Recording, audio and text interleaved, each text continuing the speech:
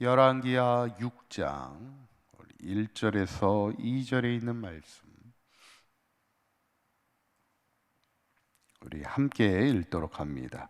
선지자의 제자들이 엘리사에게 이르되 보소서 우리가 당신과 함께 거주하는 이곳이 우리에게는 좁으니 우리가 요단으로 가서 거기서 각각 한 제목을 가져다가 그곳에 우리가 거주할 처소를 세우사이다 하니 엘리사가 이르되 가라 하는지라. 아멘. 할렐루야. 우리 지난 시간에 이제 나아만 장군이 나병을 고치기 위해서 사마리아 땅에 오게 되지만 그에게 가장 복된 일은 뭐냐면 병을 고친 것보다도 하나님을 알게 되고 하나님을 믿게 된 것이 가장 복된 일이라는 것이죠. 그의 입술에서 하나님만이 진정한 하나님이심을 고백하며 찬송하며 앞으로 이제 하나님만을 예배하겠다는 그 믿음의 고백이 어쩌면 그의 삶의 가장 복된 일이 아닌가.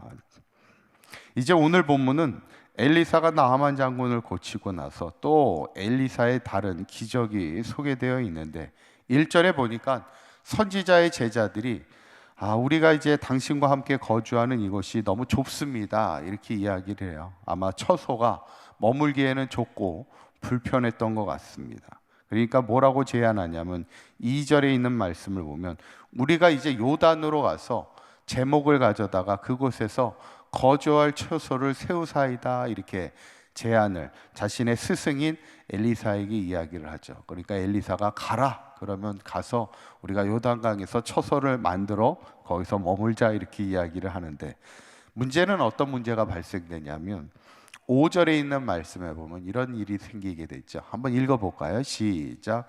한 사람이 나무를 벨 때 새도끼가 물에 떨어진지라 이에 외쳐 이르되 내 주여 이는 빌려온 것이니라 하니 이제 처소를 마련하기 위해서 이제 제자들이 직접 이제 나무를 베어 처소를 지으려고 하는데 새도끼가 그만 물에 빠지게 됐지요.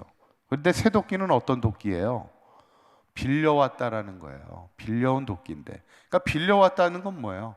그만큼 새도끼 하나 있을 만큼 형편이 좋은 상황이 아닌데 그 빌려온 거마저 잃어버리게 되면 어떻게 해야 돼요? 배상해 줘야 되잖아요. 이게 구약에 보면 배상법이 있습니다. 뭐 미안하다고 한마디 해가지고는 될 수 있는 게 아니에요. 배상을 해줘야 됩니다. 그런데 뭐 처지 자체가 새도끼도 빌려올 처지에 그것을 배상할 돈이 또 어디 있겠어요? 우리가 보면 이제 엎친 데 덮친다고 어려운 상황에 또 어려운 일이 생기게 되는 거죠. 그러니까 그 선지자의 제자들의 마음이 얼마나 암담하겠어요. 가뜩이나 힘들어서 새로운 처소로 옮겨서 스스로 집을 지어 좀 살려고 했는데 그 새도끼마저 잃어버리게 되니까 이 내 주여 이는 빌려온 것입니다 한탄하고 있는 제자들의 그 고백을 보게 될 때 그때 엘리사가 어떻게 하냐면 6절에 있는 말씀을 보면 이렇게 이야기합니다. 한번 읽어보시죠. 시작. 하나님의 사람이 이르되 어디 빠졌느냐 하매 그것을 보이는지라 엘리사가 나뭇가지를 베어 물에 던져 새도끼를 떠오르게 하고 하나의 이제 기적이 또 일어나는데 어떤 기적이에요? 어디 빠졌어? 이렇게 묻는 거예요. 그러니까 그곳에 나뭇가지를 하나 베어 던졌더니 새도끼가 이렇게 도끼니까 얼마나 무겁겠어요. 그런데 나뭇가지를 던졌더니 새도끼가 이렇게 떠오르게 됐다는 거예요. 그런 기적이 또 나타나면서 7절에 보니까 그렇게 해서 얘기합니다. 엘리사가 한번 읽어보시죠. 시작. 이르되 너는 그것을 잡으라 하니 그 사람이 손을 내밀어 그것을 집으니라. 아멘. 너는 그것을 집으라는 거예요. 하나님께서 그 새도끼를 회복하게 하시는 하나님의 역사를 보게 됩니다. 저는 분명한 것은 뭐냐면 하나님이 우리를 늘 도우시는, 우리가 항상 찬송에서도 얘기하지만 나의 등 뒤에서 나를 항상 도우시는 하나님이라는 것. 얼마 전에도 저희 막내가 뭐 레고를 만든다고 이렇게 장난감을 만드는데 이제 점점점 장난감이 이제 어려워지죠. 그런데 부모가 항상 뭐 처음부터 도와주진 않습니다. 스스로 하게끔 이렇게 보다가 혹시 어려울 때, 힘들 때 그때 도와주려고 하는 것이 이제 부모의 마음인 것처럼 하나님도 처음부터 선지자의 제자들에게 좋은 것을 주시고 아예 그냥 걱정 염려 없도록 넓은 처소를 주시면 좋을 텐데 그렇게 하나님이 하나님의 사람을 만들어 가시진 않나요? 때로는 어렵고 힘들지만 또 그런 속에서도 하나님이 도우시는, 항상 지켜보시고 도우시는 하나님이심을 보게 되는데, 또 우리가 찬송에도 부르지만 우리의 작은 신음에도 응답하시는 하나님이라는 것을 우리가 보게 됩니다. 사실 쇠도끼를 잃어버린 건 큰 일은 아니잖아요. 어떻게 보면 뭐 나라가 위기를 처한 것도 아니고 나라에 가뭄이 들어 어려움에 당한 것도 아니지만, 사실 쇠도끼를 잃어버린 건 작은 일이지만 사실 인간이라는 것이 어때요? 그런 작은 일에도 신음하고 한탄하고 낙심하는 것이 또 인간의 마음입니다. 쇠도끼 하나 잃어버려도 그것이 상심이 되고 근심이 되는 것이 인간의 마음인데, 하나님은 그런 작은 신음에도 응답하시는 하나님. 그러면서 저는 오늘 이 본문을 보면서, 우리가 오늘 96장 찬양을 했지만 예수님은 누구세요? 하나님은 누구십니까? 우리의 그 우는 자의 위로가 되시고 없는 자의 풍성이 되신다는 그 찬양을 우리가 함께 했는데, 한번 따라해 보실까요? 하나님은 우는 자의 위로와 없는 자의 풍성이십니다.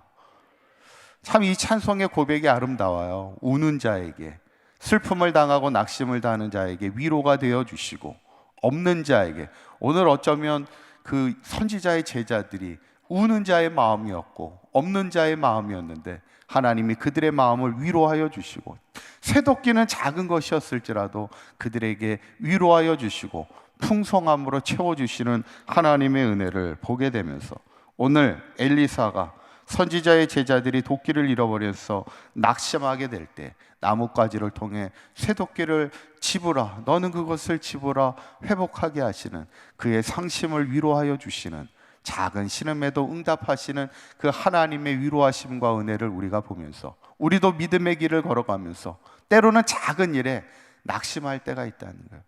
상심할 때도 있다는 거예요. 그러나 우리의 작은 신음에도 응답하시고 우는 자의 위로가 되시는 그 하나님의 위로를 우리도 늘 체험하면서 마지막까지 이 믿음의 길 승리하며 살아가는 저와 여러분들의 삶이 되시기를 주님의 이름으로 간절히 축원합니다. 기도합니다. 고맙고 감사하신 하나님, 오늘 선지자의 제자들이 잃어버린 쇠도끼를 찾아주시며 그들을 도우시는 하나님의 은혜의 기적의 역사를 보게 됩니다. 우리도 이 땅을 살아가는 동안에 때로는 작은 일에 낙심하게 되고 작은 일에 상심하여 슬퍼할 때도 있는데, 하나님께서는 그때마다 우리를 도우시는 하나님이요 작은 신음에도 응답하시는 하나님이신 줄 믿습니다. 우는 자의 위로가 되시고 없는 자의 풍성이 되시는 하나님, 그 하나님 늘 바라보며 살아가는 우리가 되게 하여 주셔서 때마다 어려울 때마다 우리를 돕는 하나님의 은혜의 기적을 체험하며 마지막까지 믿음으로 승리하며 살아가는 우리 사강교회 모든 성도들 되게 하여 주시옵소서. 오늘 하루도 주님과 동행하는 하루가 되게 하시고 오늘 하루도 주님의 위로 가운데 승리하는 복된 하루가 되게 하실 줄 믿사오며 우리 주 예수 그리스도의 이름으로 기도하옵나이다. 아멘.